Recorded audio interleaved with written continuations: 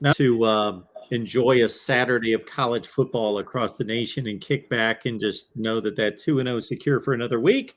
Now on to the ACC for Florida State. Seminoles live right here at the Voice of College Football. I always point the wrong way. There we go. Jason Parker, NBC6. Logan Robinson, Noel Game Day. How's it going, boys? Okay, here's my question. Is it pronounced Louisville, Louisville? How are we pronouncing it this week, guys? Okay.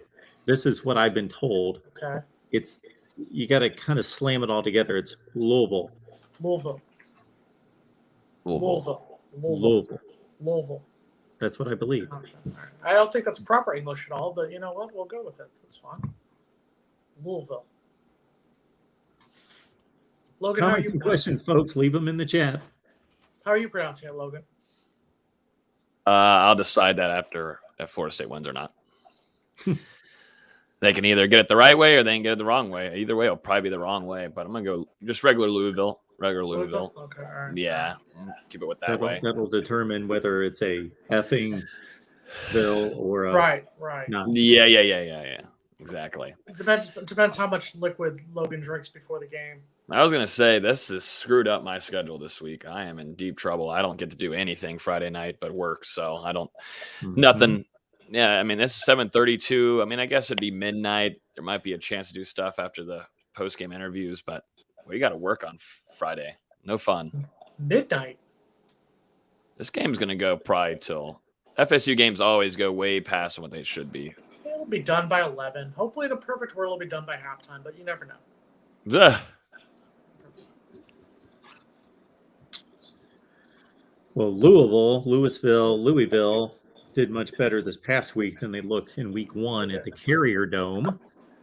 Beat UCF.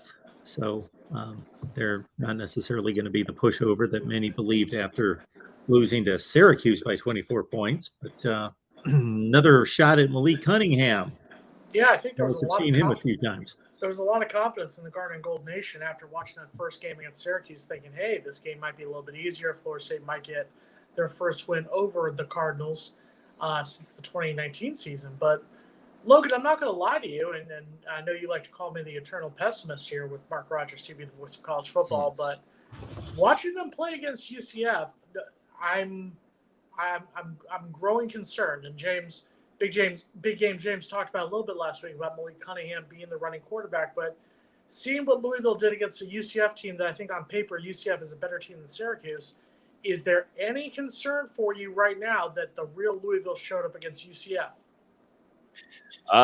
For the game against UCF, Malik Cunningham played better. I mean, he played good. He didn't have the 2 interceptions like he did against Syracuse. He rushed for over 100 yards. That's the Malik Cunningham that you're expecting out of him. The game against Syracuse just didn't feel like true Malik, and Satterfield's talked about that. They felt like they've kind of handcuffed him a little bit to start this season. They want to get him going a lot more, and that's what they're going to do. I'm expecting on Friday night, give him more opportunities to utilize his skill sets, which is being a dual threat quarterback, definitely. And the run game there, whenever he sees nothing open down the field. Florida State has had a rough time in the past being able to contain and guard some of these wide receivers that are talented coming out of Louisville. If you look back at last year too, I mean, explosive play left and right.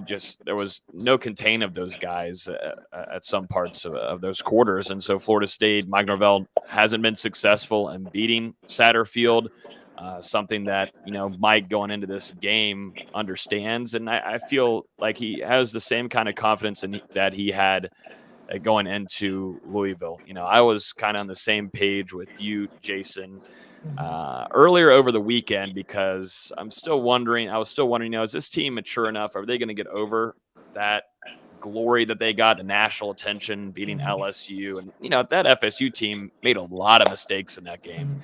I mean, multiple missed touchdowns, putting points on the board. You've got missed kicks. You've got kicks going out of bounds, things that really hurt Florida State where they almost should have lost that game. They still were able to hang on and win it.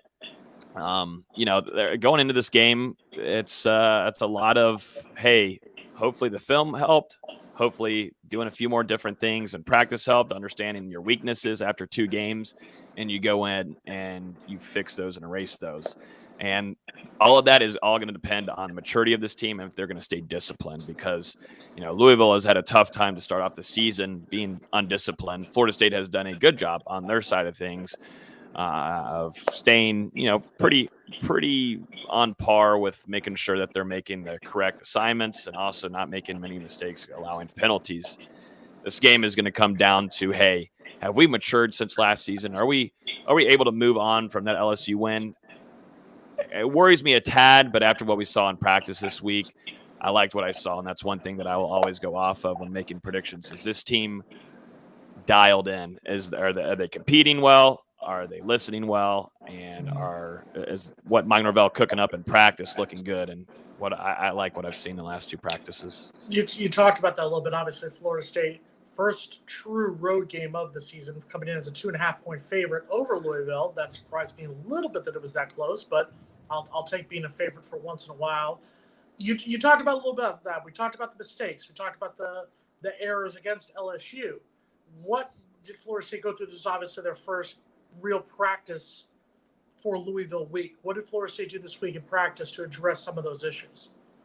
Well, some of them, were things where you're looking at a limited guy in that LSU game, which was Cameron McDonald. He feels like he's back to 100%, and he's looked like it in practice. And there was some inconsistencies. There was some drop balls, and I think coming off him, not to speak for him, but he's a guy that's a senior. He's a leader on this team. That was something that he doesn't want to have that happen again. And, there's things outside of that. You look at Amarion Cooper, who's now hopefully get into a full steam ahead of fully healthy. He hasn't been fully healthy to begin the season, got dinged up a little bit in fall camp. Didn't get to see him go, the first week. Then he goes against LSU, a little rusty. Now you're hoping that he's into a groove, because Renato Green on the other side has looked great. That's cornerback 1, in my opinion. He's looked smooth and looked good. But on the other side, is Marion Cooper going to step up here? Greedy Vance, too, in this game should be fun to watch. There's a lot of things that go into it where, there's some edge. You look at Jared Jackson, too, transferred from Louisville. You look at Jordan Travis, transferred from Louisville. There's a lot of extra juice that goes into this one, because on the other side, you've got Jarvis Brownlee, who is a very animated player. We had that at Florida State. He's a very animated guy, causes penalties too. I'm keeping that in mind going into Friday night and how he's going to look against FSU. We'll talk later about, the game plan and what we expect it to be and all that kind of stuff. But, Florida State's biggest thing to me is on the road being disciplined. And if they end up doing that, they've got the skill. We've seen it so far. I know we've only seen 2 games, but if they can take advantage of not allowing penalties or staying on their assignments, then this team is better than Louisville with talent and skill set around Jordan Travis and the defense. Yeah, you talked a little bit about that. Brownlee, obviously the Miami native, transferred after last season from Florida State. He said he has this game circled on his calendar. He's had Florida State circled on his calendar. I guess my biggest concern for this is you look at the last 2 seasons under Mike Norvell, and I'm not trying to take a shot at Mike Norvell, but he has not beaten Louisville. That's a fact. He hasn't beaten Louisville. He hasn't beaten NC State. Those are 2 teams that have gotten him in his first 2 seasons in Tallahassee. But I want to see how Florida State plays after their big game. You look at the 2020 season. Florida State at home beats the number 5 ranked team in the country in North Carolina. The following week lays an egg against Louisville, a 1-win Louisville team on the road. Last season, you would argue probably Florida State's biggest win of the season, I would argue was probably Miami at home. I would say Miami was slightly a better team than North Carolina on the road. Though North Carolina on the road was a big game, I would say Miami at home was a bigger win for Florida State to get that first win under Norvell against a rival. The following week after that, you have a good first half against Boston College, a sloppy second half, still holding on for a win against BC. That's going to be my question: is which Florida State team is going to show up after the big win? Yes, you've had 12 days between the LSU game and when the Louisville game kicks off. But that's going to be my question: is are we going to see the Florida State team like we saw last season, or are we going to see the Florida State team that laid the egg in 2020 against Louisville on the road? Mm-hmm. Yeah, and that goes to what, starting off this show is maturity.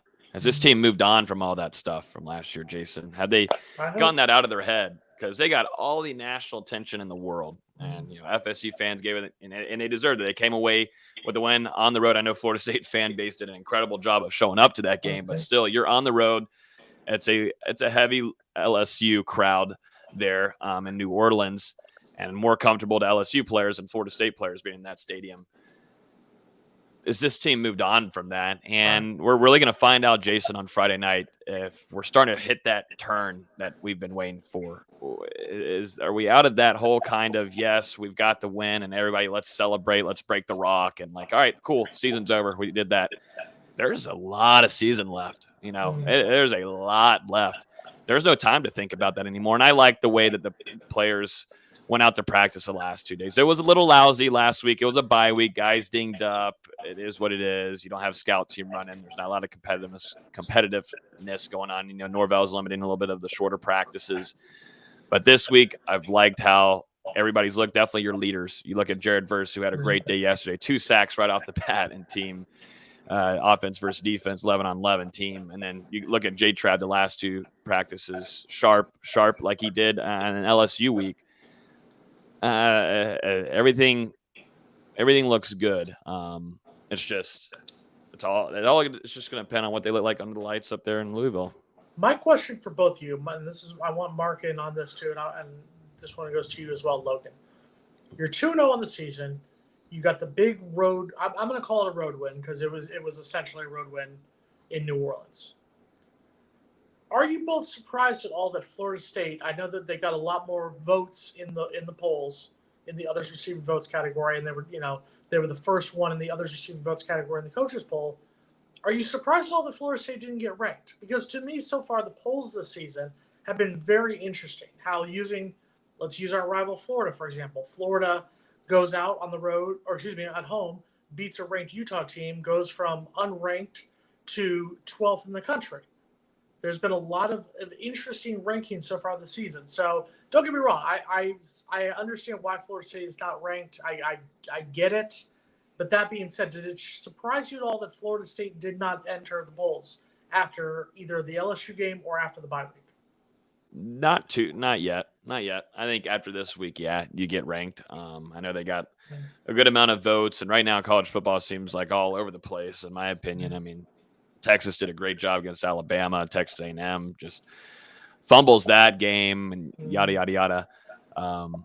I don't think Florida State should have been ranked after the LSU game, also because LSU had a lot of question marks going into this season too, and they still are going to have some for the next couple of weeks as they get into SEC play, which I don't think is going to be so easy for them. An offensive line that had to work on a lot of things, no running backs, and Jaden Daniels' first game being a transfer and everything. I didn't think that was hey, let's put FSU ranked after a 1-point win against LSU where they almost blew it kind of game. But when you go on the road like this, Jason, and you haven't beaten, Mike Norvell has not beaten Scott Satterfield, and he's going to have to play them on a Friday night at Rousey Stadium.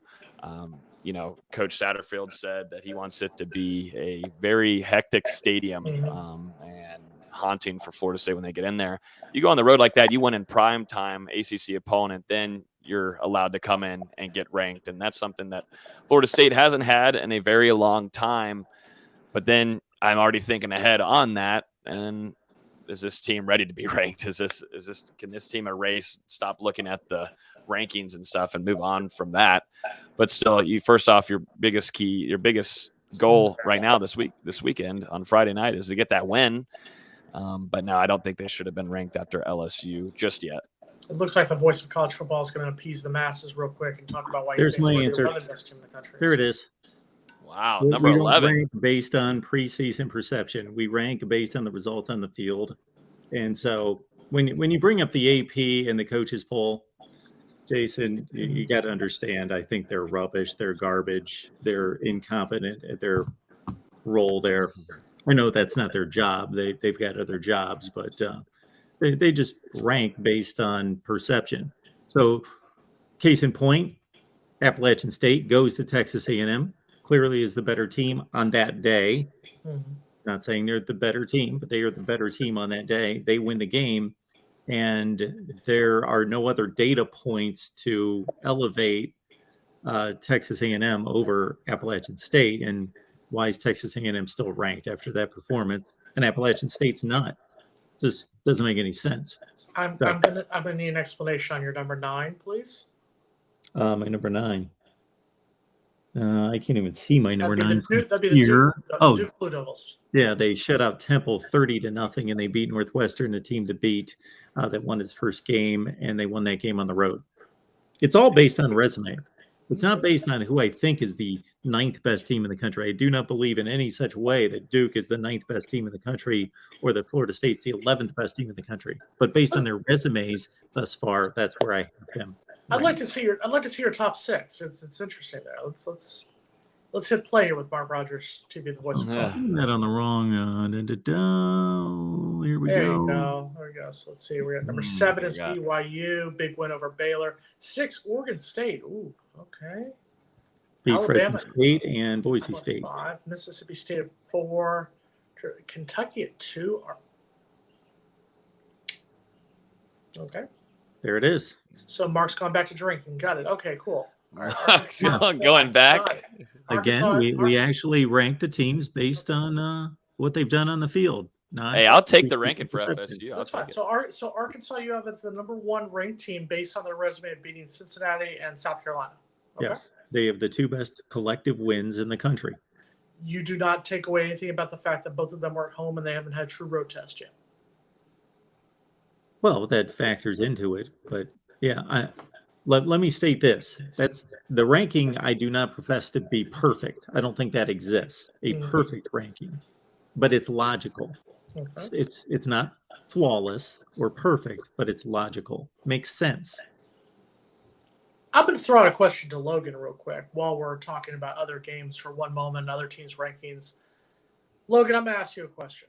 Now, I'm more petty than you are. Some people have called me petty white, if you will.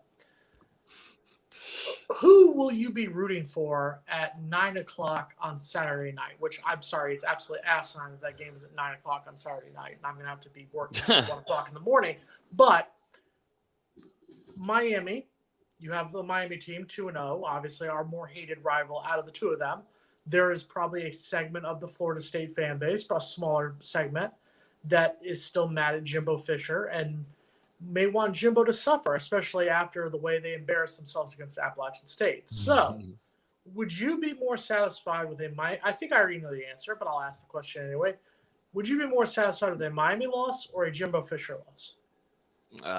Miami loss. Okay, that's what I figured. I do have to say, yeah, a lot of recruits in town too. I would go more on maybe Florida State's favor. I think some recruits are seeing now. Hopefully, I don't know. Some won't see it, but some will. If they got some smart people around him, that Jimbo's kind of hit his limit there. He's hit the ceiling unless he has a very, very, very talented quarterback.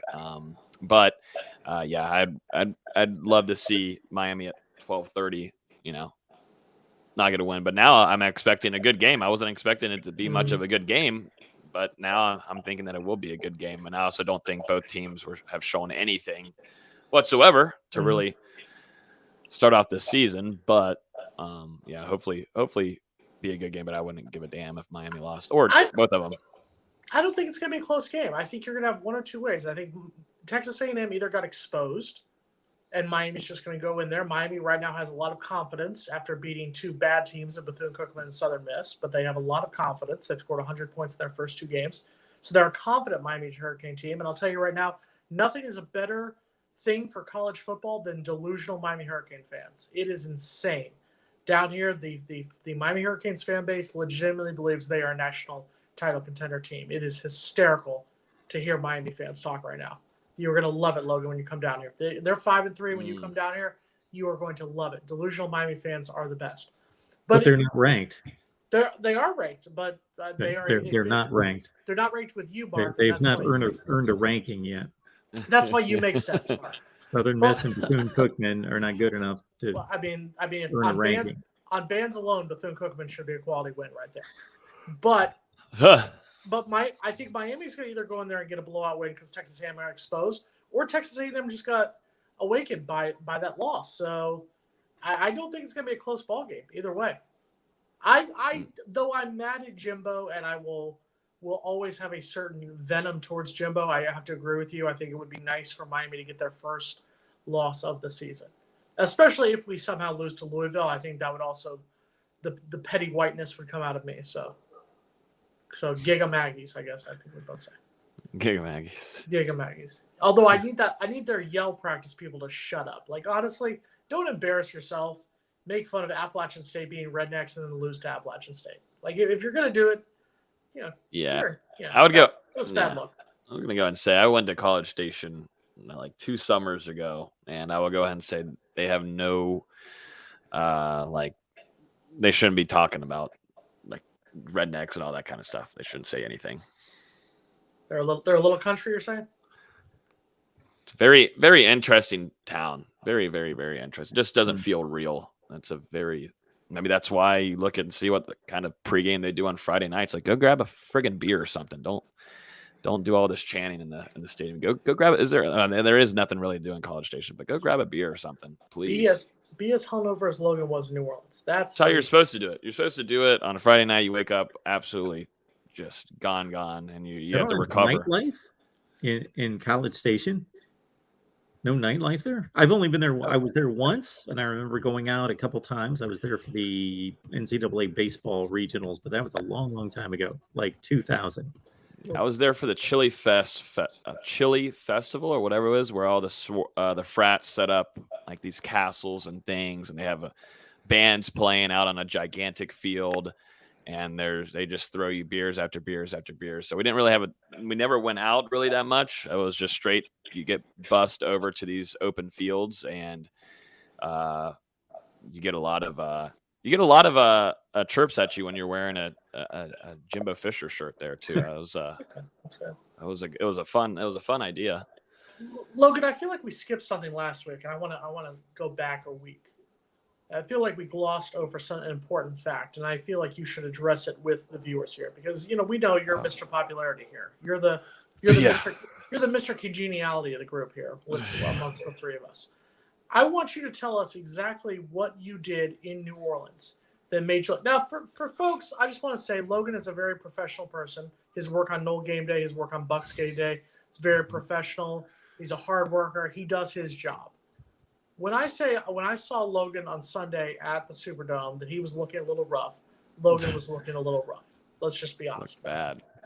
So Logan, I once again, I'm not going to tell you shouldn't drink. Just because alcohol is bad for me doesn't mean it's not bad for you. But give us what you did the Saturday night in New Orleans. I want you to tell the fans how you celebrated an eventual Florida State win. Well, we started off just very nicely, just bar hopping, just watching college football, because that was like opening weekend. You got to see everything going on. So Labor Day weekend, tons of football. So started off there, went through 2 buckets of beer, and then so you're feeling good, and then you start making the walk to Bremen Street around 5 or 6 p.m. and then don't end up leaving there until about 2:30, and then you go to the casino after that, because that's always a great idea to go gambling after God knows what you've been put into your body. And then you get back around 4:30 and then get up at 8, and it's time to get ready for game day. So it was that was a really rough time, because you saw me walking in, and yes, I wasn't like really in the right place to talk to anybody that day. Like, it was just like one of those where you should never get out of your bed kind of thing. And we got up, and you got to work hard, but you also got to play hard, and you're also in New Orleans, so you got to take advantage of the opportunities. But we played a little too hard. I'm still learning, Jason. I'm still learning. I'm not the smartest, but next time I'll know to cut it off maybe at 2 a.m. instead of 4:30. I'm even more impressed with Logan joining us for post game after the game, after living that the night before, all the way through the night, 3 hours sleep, bam, all day. Mark, I'm going to tell you, at 3:30 in the afternoon when I saw him, I'm not saying he was on death's door, but he was in death's waiting room, I think would be the best way to put the way he was looking right there. But this saved me. This was saving. I think I drank. I'm not even playing with you. I think I drank maybe 2 or 3 of these in the time span of being inside that stadium. Good. And I only peed like 3 times. So that just goes to show you that And that was filled with water. This was all water. No, this was all water. But do you think that your time in Tallahassee as a Florida State student helped you prepare for that experiment in New Orleans? 100%. 100%. It set it up. because I mean, if I hadn't grown up here and gone through now, we got College Town, and it's a good warm up. And if you think about it, if Florida State wins this game against Louisville, then you've got a team that is undefeated coming back into Doak for a couple games, where this place could be rocking like we've seen it back in the good old days, back to where, yeah, you're looking at 80,000 in Doak against BC, which is now an 8 o'clock game. We're going to go back to just not sleeping anymore. 8 o'clock game. Bryson Blake actually was answering a question. We'll talk about it in a moment. Is it really? If you want to. I want you to know something, what it will take for FSU to be ranked in the top 25, because it's an interesting question, because I think you're going to have people, if Florida State goes out and dominates Louisville, I'm talking about a 20-plus point victory, I think would be the definition of a domination in this one. I think you're going to have some people who will vote for Florida State because Florida State will be 3-0. I don't think you can argue the fact that they would have 2 wins away from Tallahassee, 2 FBS wins, 2 Power 5 wins. I think the resume becomes the point. I'm not saying they're a top 10 team at that point, but they're definitely, I would say, easily one of the top 25 teams in the country. On the flip side of that, you'll have people who will look at it and say, oh, it's a Louisville team that got blown out by Syracuse. It's a Louisville team that barely beat UCF. Once again, I'm not saying I agree with any of those, but that's the question that comes in here. What's it going to take, Logan? Is it going to take a 20-point victory? Is it going to take just we're talking about the Florida State wins that we were used to when we were kids and when I was a student there? I don't think it's going to take too much. I think a 1-point win, you get ranked, because you're on the road. You're in a hostile environment. Only game, you're on prime time. Once again, back-to-back games here, and you're able to perform and come out with a win. And it's against an ACC opponent. 1 point does it. Florida State gets ranked. Really? I do think so. I don't think you need to win by a touchdown or 10 points or anything. I think Florida State, unless for some reason the performance just looks god-awful and they somehow come away with the win that way, but I think Florida State will do their thing. I just think you go 3-0 like that, it's going to be hard for Florida State to not be in that top 25, around that 20 to 25 range, 22 to 25 range. Jason, I think that's all you need. I just feel like the way Louisville has started the season has been a disappointment. I feel like if it was like last year's Louisville team, which was a little bit of a better Louisville team, I think, yes, a 1-possession win would suffice. I just feel like the way Louisville has started this season, I think Florida State needs to win in a convincing fashion to be ranked. That's once again, just my opinion. But more importantly, Logan, are you sober enough, because we are at the halfway point? Did you sober up from New Orleans enough to tell the people why to hit it? I was going to say real quick, too, Syracuse might not be no joke this year. Exactly. That's what I'm saying. I mean, I understand that Syracuse beat them, and that's the past, and we always laugh at Syracuse, and it's never one of those teams that we put in there. They're usually those bottom 4 teams that we say, oh, Florida State has a chance, but scoring over almost 80 points in their last 2 games against, number 1 against Louisville and then Connecticut. I mean, Syracuse is no joke. Either way, I think you win by 1 point, you get ranked. But at this time, though, you do need to hit the like button. You need to hit the like button. I keep on saying it. We've been doing this. We said if you hit the like button, FSU will beat LSU. If you hit the like button, Florida State will come away with Duquesne and get a win there. So we're going to keep on that trend, Jason. Okay. It's an easy one to use. So hit the like button. Florida State wins this weekend on Friday night against the Louisville Cardinals, which they'll be rocking the all-new white helmets, all white. Those look pretty sweet in practice yesterday. Jason doesn't like them. Then maybe the chat can tell us if there's a poll we can put up or something. If everybody can tell us in chat, do you like the all-new white helmets, or are you like Jason and don't want any recruits to commit? Which, first of all, I don't think the helmets can bring in recruits. I think you know that. I think winning 10 games is more than the helmets. It goes into a lot more. I have no problem with the all-white uniforms. I think the all-white uniforms look good. That's Jordan Travis rocking the look that Florida State will be wearing this Friday night. I have no problem with the all-white uniforms. Florida State's worn all-white before. At Clemson in '88, the famous Ponderuski game. Notre Dame in 2003 when we shut out the Fighting Irish in South Bend. So I have no problem with that. I'm just going to say this about the helmets. I don't like my women white, and I don't like my helmets white. I like my helmets gold. I like the traditional look with the helmets. I think that the traditional look, and some of our commenters will probably agree with me on this one. I think the gold helmet with the spear is the most traditional helmet. I think it's the best helmet in college football. Mark may disagree with me. He may go with Ohio State, but I think he would at least put Florida State in the top 5 in his favorite helmets. I don't think you change perfection, and I think that's just a change that's not needed. White is not always right.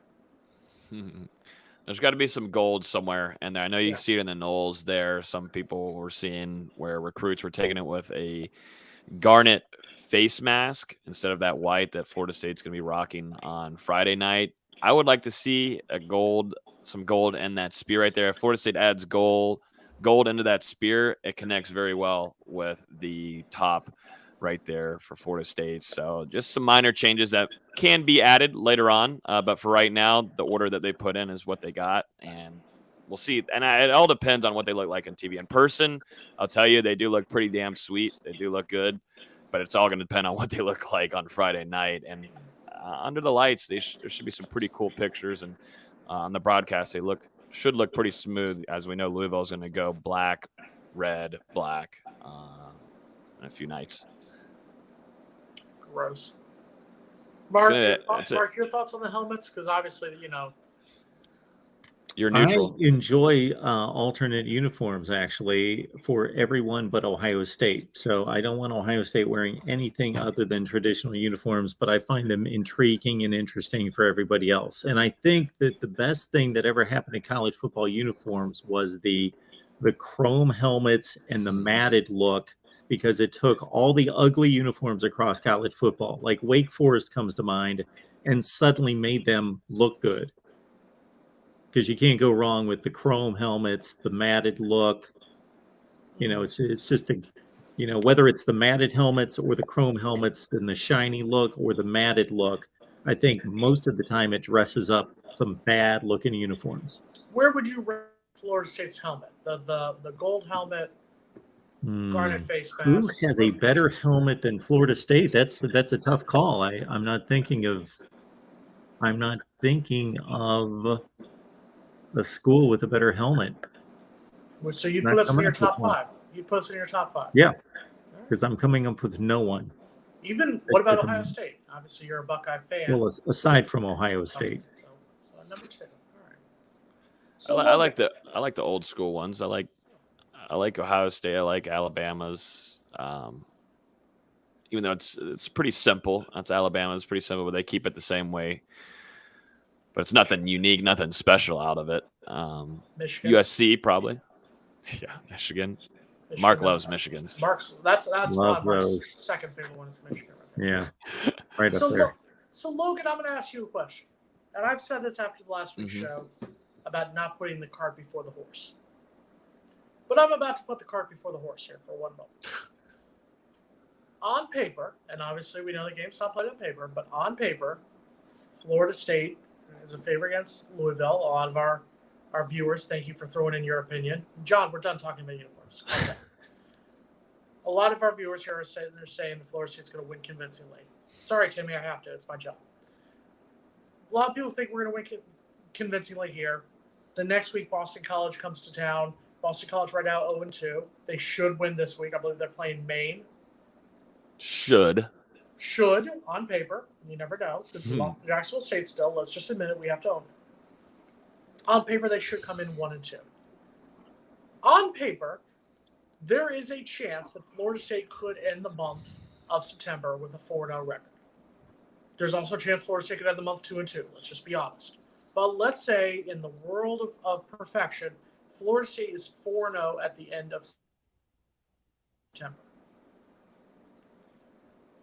Do you legitimately believe at that point that Florida State should be in the conversation to be a favorite to win the ACC?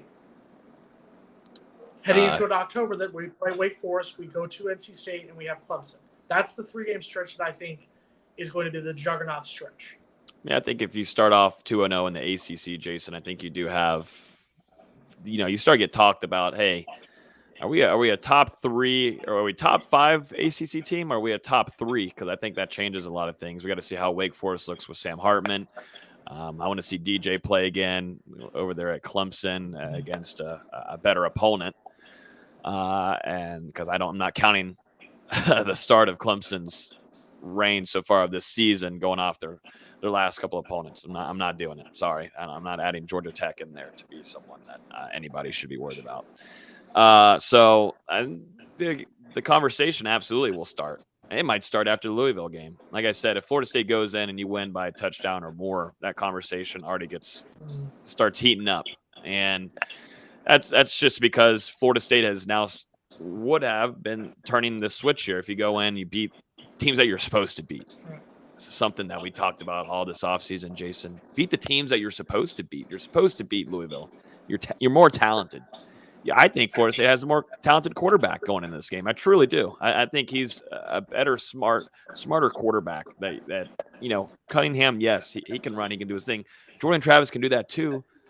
But Florida State isn't trying to do that with him, I don't think, this upcoming season. And they can if they want to. But if you look at Jay Trav, he will stay in that pocket as long as possible to get down the field. I think Florida State overall is the most talented team going into this game, and they will have it going against Boston College. So you're supposed to win these games. And then when you go face Wake Forest, you're more talented there.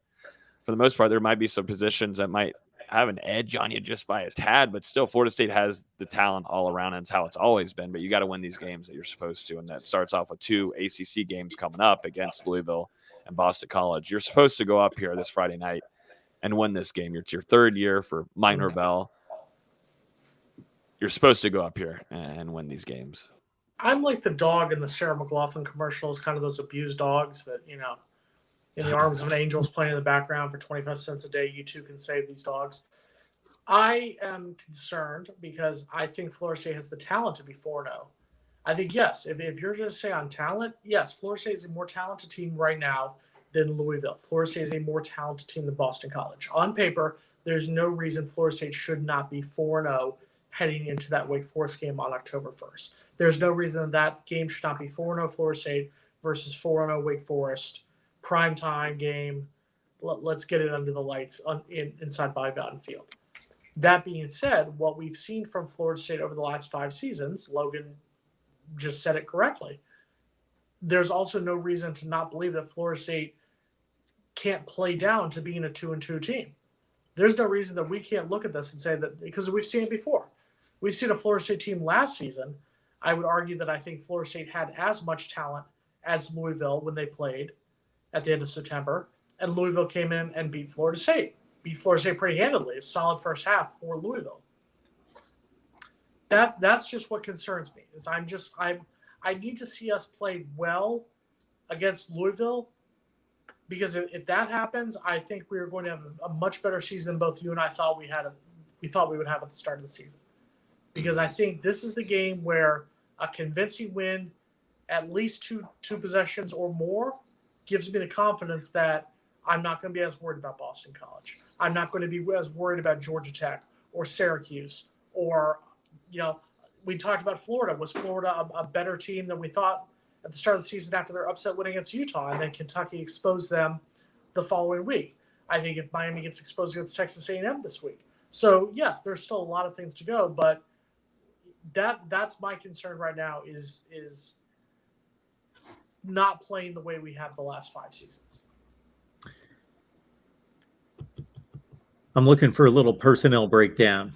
Always love the personnel breakdown. Logan, we'll start with you. Who needs to pop this week? What have you seen the first couple games that makes you think that, okay, even though we won 2 games, we need to see some improvement here, there, what units, what players, or who's really impressing you? All that personnel kind of breakdown.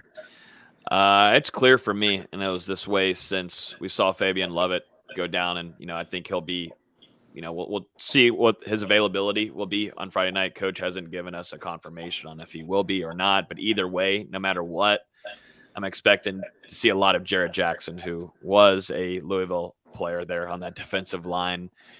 I thought he had a really good spring. He impressed me by a ton, and then fall camp, he's done what he's needed to do, and I thought, too, coming into the game against LSU, looked nice. I mean, he kind of sets the tone there for that defense whenever he's coming in, and that's exactly what you'd like for a guy to jump in when need be, when someone isn't able to play in that interior line between Robert Cooper and Fabian Lovett. Your go-to is Jarrett Jackson. Monster size, one big thing about him is just he's got to play down to the pad level. That's one thing that he likes to play high, and that's easy. That's a lot easier for the offensive line to block him.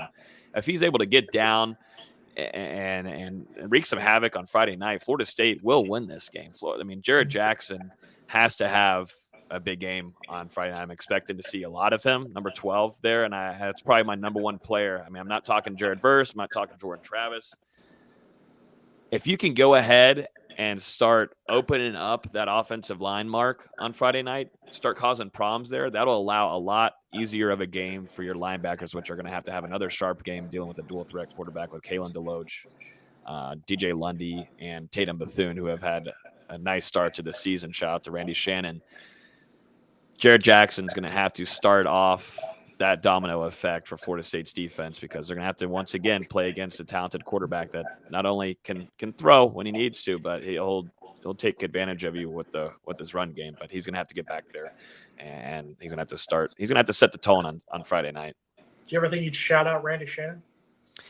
No, that's something that I'm waiting one more game before we start spending about a 10-minute segment on. Wow, okay, so Florida State linebackers are. Nope, can't say it yet. We'll wait until if they look good on Friday night. But we're slowing it down. I did give them a shout out, though, a little nice one. I mean, they've done well so far. I've loved the way Kalen DeLoach and Tatum Bethune have played, and DJ Lundy looks like he's in so much better shape. I've loved how Kalen DeLoach has been flying around. I mean, just watching him, just as a college football fan, watching him and Tatum Bethune. Tatum Bethune's he's smart. He's got the experience, but watching Kalen DeLoach deliver some of these hits and then also be reading the motions that are going on and coming in east to west and not allowing yards on the outside runs, it's fun to watch when you're watching film. So I just got to give a shout out there to that linebacker room. But Jarrett Jackson's got to have a big game. Jason, what about you on Friday night? I want to see more. I think the position the most, and I don't want to single out one player, but I kind of will a little bit here, is the run game. Because you have a run game that we were sitting there praising after, and yes, I know that there's a much different talent level between Duquesne to LSU. LSU is 10 times of a step up from Duquesne. That being said, you go from 406 rushing yards against Duquesne to 132 against LSU. In particular, Trayshawn Ward. Trayshawn Ward, we were sitting here calling him a Doak Walker Award candidate. Oh, he's an amazing running back and whatnot. And then he has less than 50 yards against LSU. I need to see more from that running game, because I think Jordan Travis wants this win. Former Louisville player, after what happened last season, after what happened in 2020 with the debacle in Louisville, I think he's going to be fine. I think we saw him be able to win a game with both his arm. We know he can win with his legs, and now we know he can win with his arm. I need to see that running game. I'm going to put the onus on Trayshawn Ward. If you want to be that leader of that running back group, you need to go out. I'm not saying you need to have 150 yards and 3 touchdowns, but I need him to have more than 49 yards on 16 carries, 49 yards was what he had against LSU. So I need him to have at least 80 yards, at least a touchdown, to be able to take some of the pressure off Jordan Travis. Florida State should be able to take advantage of the run there a lot. I mean, obviously Duquesne game, those 3 guys, you're going to do that against that type of opponent. LSU wasn't working, so they had to adjust with it, and Jordan Travis was able to get down the field with the passing game. Definitely very successful on third down, but UCF allowing the yards that they did. Florida State's got its more talented running back room, better coached. I mean, you're just more talent back there in that backfield, and so you're looking at Trey Benson, who I'm excited to see some more out of him. Lawrence Toafili, who was the most improved this fall camp per Mike Norvell, and like you said, Trayshawn Ward's the leader of this room. Mm-hmm. And no one's saying he hasn't looked good. He has looked really smooth. He's looked good.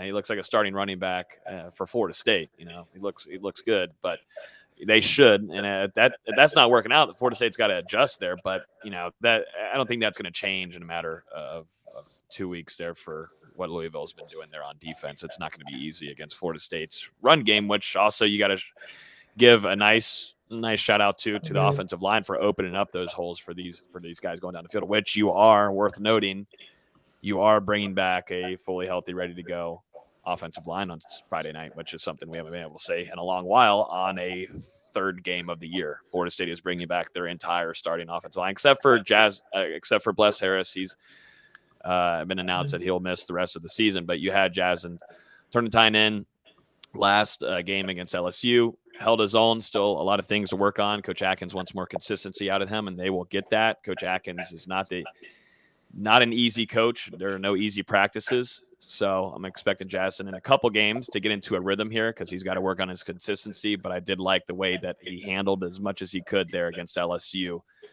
You got to give a shout out for the offensive line for opening up these holes for the running backs. Focusing on Louisville for just 1 second before we get into the prediction part of the show here. You got Malik Cunningham. He threw for 200. Let's just focus on the UCF game, their past game. Threw for 200 yards, ran for over 100 yards on the ground. If you're Florida State's defense, do you want Malik Cunningham to have to, and once again, let's give him credit, he's a good quarterback. Do you want him to try to have to beat you with his legs or with his arm? What are you putting more pressure? Are you trying to stop him from his running or trying to stop him from his throwing?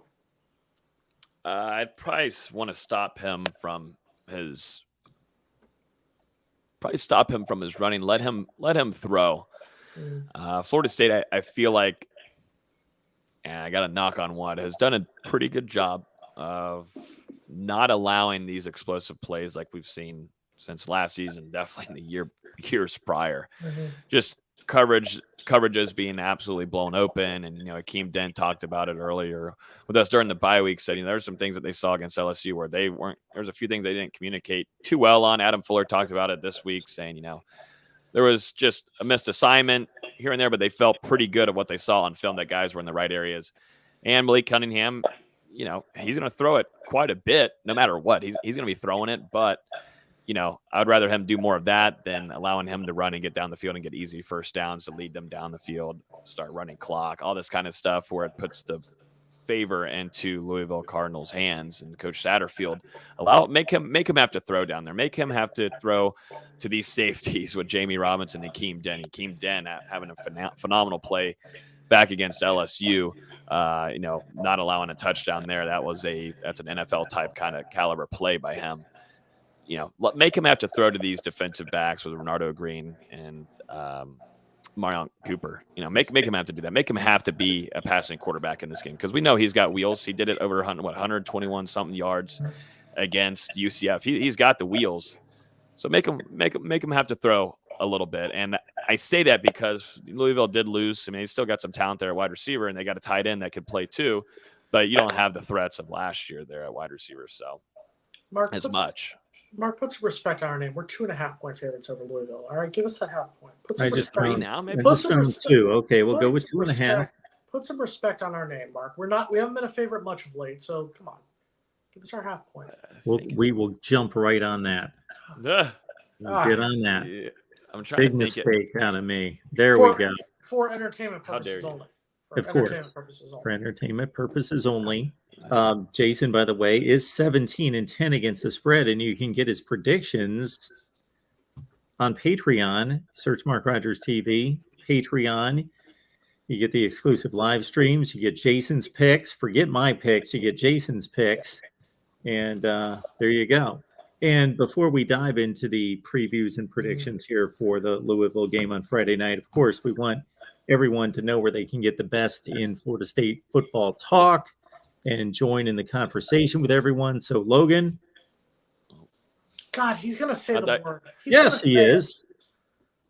You got to get over to our show tonight. At 8:00. You got to get over there. We're going to have on our Louisville publisher on the SI network over there with us. Excited to have him on. We'll be talking all about Louisville, Malik Cunningham, what to watch out for. That's going to be a fun one. His name is Matt McGavick. We'll have him on at 8:00 on our YouTube tonight, which last time we previewed a game, it was LSU. There was Zach. He did a great job at giving us some analysis of what it looked like in practices and all that kind of stuff. So looking forward to getting some insight of what's going on over there at Louisville and help us preview this game on Friday night. And then you got to get in our Discord. You got to get in the Discord. The best place to be no matter what, both mine and Mark's. You go in, you're able to have a good time, talk about every college football game, NFL too, no matter what, whatever championship's on, everybody's in there hanging out. But obviously for FSU recruiting, Nuggets, Scoop, everything, practice reports, everything's in there. So make sure you guys are in there Jason is the producer of the show. I would ask that you would produce this well as we set up for the predictions, and you would read the comment made by One Scoop John here. It's not that I'm mad, just disappointed. Hey guys, don't forget to join Mark's Patreon. Only $5 gets you access to his, you know what, where we talk college football 24/7, 365, plus our nightly hangouts, plus Mark's betting guides, plus you can even request a video. I'm not saying the word. I'm not saying it. It's bad enough that Logan said it 8 times on the show before my birthday. Now Florida State's winning. We're all happy. Everything's good, right with the world. And then he has to say that word. Jason, maybe this will get you back in, or get me back in your good graces, will be this, that earlier this week, I posted this. And this video's got talking about what a horrible job Jimbo Fisher's doing at Texas A&M. Got 46,000 views on this baby, so people it's fine. I get it, but also at the same point, we all have to root for Jimbo. Trust me, it's like rooting for my ex-wife's show to be good. You know, I have to swallow my pride, have to actually root for her because it helps the station out, it helps the company. But inside my head, I'm like. But you have to sometimes. You have to swallow your pride. I've done it for 176 shows with Logan. I'm just going to continue it right now. Somebody actually asked me in New Orleans if Logan and I hate each other, and I will say this right now. No, Logan and I love each other. Logan is like the younger brother. I consider Logan like my younger brother. When I see him hungover inside the Superdome, I am the disappointed older brother. That's pretty much what I was. That's right. Well, we've seen each other in Doak too, so you can add that on to the tackle list. And we're showing up there too. I'll be there for Wake Forest. I'll be there for Clemson. I'll be there for Florida. So yeah, you can have my Chick-fil-A box. Don't worry about it. Oh, can I? Yes, I give it to you every time. You have, and I do appreciate that. That's very gracious of you. Mostly because I see that you're hungover, so I figure you need. I need to eat a lot of food, and that's. I want something more healthier there, but I will tell you, it's nothing easier than whenever you're hungover and you're like, dang, greasy food. That just sounds amazing. I mean, I don't know what you're talking about now, but yes, 21 months ago, I knew exactly what you were talking about. Yeah, I was about to say. Exactly. All right, Logan, prediction time. Florida State is 2-0. Florida State is a 2.5-point favorite over Louisville. It's go time. It is go time. It is definitely go time, and it's go time to figure out if Florida State, from earlier in the show, we talked about this, maturity and discipline. If that discipline can continue. They started off good there. They've done a good job there. But can it continue, though? Can it actually hold on and say, hey, yeah, we're on the road. We can come away with a win. And I think Florida State, they've had the crowd noise bumping all throughout the week. They had it during the bye week. You know, it's just been nonstop since LSU week. You know, I'm not too worried on that front there on Florida State's side, but discipline on the field is something that I am going to be watching. You know, they're going to try to be loud, and it's Louisville. Not a lot of fans do. A lot of fans don't like Florida State. They've taken their players, beat them, basketball, a lot of things that Louisville fans don't like. But one thing that they do like is that they're undefeated under Scott Satterfield against Mike Norvell. I think on Friday night, Mike Norvell is going to go ahead and end that. I think Florida State wins this 31-24. You win like that, you get ranked. I just think Florida State, this is a you should win game, and it's gotten to the point now for me where I said that a lot last year and years prior, but something has hit me, at least from now being able to watch these practices, to be like, okay, yeah, this looks good. And I do like what Florida State has. And I also think that there's so many other things, too, that Florida State hasn't really fully introduced yet, if that makes any sense. I mean, there's a few things that I think could be shown to us on Friday night, or it's not going to be shown against Boston College. It's probably going to be shown against Louisville that we just haven't seen yet, but I am sure excited to see because I think Florida State has been able to be successful on that front. We did like the little trickery that Mike Norvell did against LSU there, resulting in a touchdown. That was successful. I think there's still some things and maybe even some talent out there that we haven't really fully seen at the 100% level yet. First of all, I appreciate Mark giving me some love and telling you to look at my picks because I actually have a winning record after 2 weeks. So take a look at my picks because that winning record probably won't last. I would have loved UCF to have helped us out and beaten Louisville and taken away their emotions, taking away their confidence heading into this game. I would have loved to have played Louisville at 0-2 instead of 2-0. I'm a lot more confident because, with all due respect to Louisville, with all due respect to the Cardinal Nation, I'm not as afraid of playing at Louisville in front of their crowd after just playing off a loud Superdome crowd against LSU. And Logan can attest to that. It was loud in New Orleans a couple of weeks ago. So that doesn't bother me as much. What bothers me is playing down to the level of our competition. I did pick us to lose to Louisville in the preseason. I said this is going to be one of the games that we would lose and look at the end of the year and go, how did we lose to Louisville? But I'm going to put loyalty for my alma mater over preseason predictions. I'm going to say Florida State 31, Louisville 17. I think Florida State comes out and looks convincing. I think Florida State comes out early on. I just have a funny feeling like Florida State has turned the corner for the moment.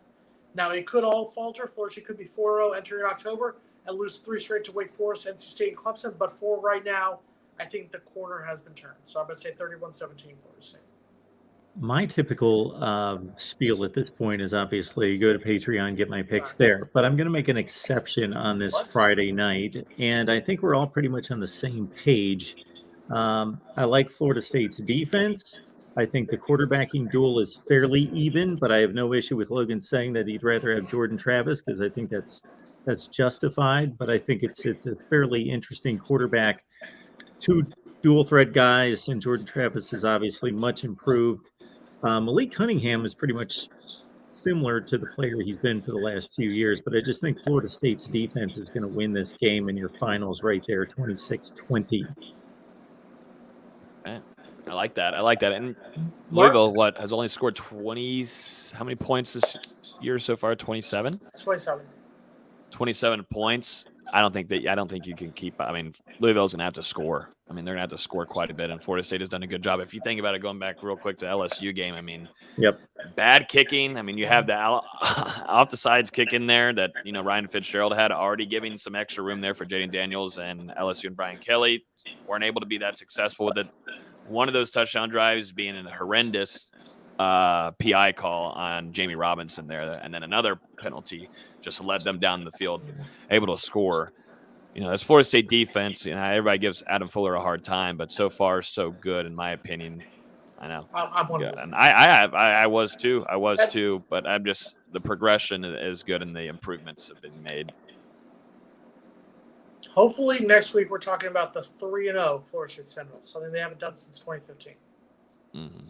And there's a lot of question marks too. Listening to some of the LSU Louisville podcast this week, the fan base is kind of starting to get a little itchy there with Satterfield. This is a big time game for him. Big time game, because if you lose this game, you're going to lose quite a bit of that fan base up in Louisville. So big time game, and they also have some kind of streak going on up there with recruiting. So a lot is on the line there for Louisville too. Yeah, that's the one positive thing that they've got going. He hit the ground running, going 8-5 after a 2-10 Bobby Petrino debacle into that tenure, but he's leveled off. They've had 2 consecutive losing seasons, but yeah, the NIL and the recruiting saving him right now. But man, if they start 0-2 in the ACC without having seen Clemson or NC State, they're buried. They're not winning the division. So yeah, Satterfield, big game for him. FSU Live every Wednesday at 6 o'clock Eastern Time. Bring a friend or 2 or 50 next Wednesday, and we'll see you then. 50 friends. Good God. Sure. Bring them in. Bring them all.